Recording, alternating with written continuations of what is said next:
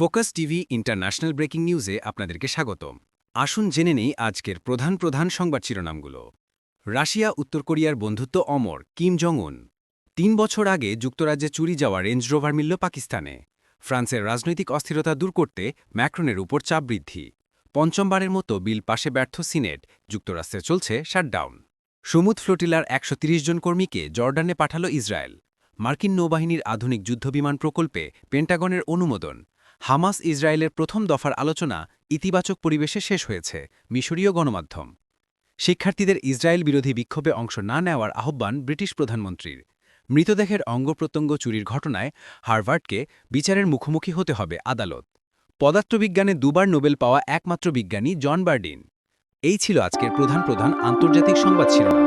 আমাদের পরবর্তী সংবাদ দেখার জন্য ফোকাস টিভির সাথে থাকুন। ধন্যবাদ।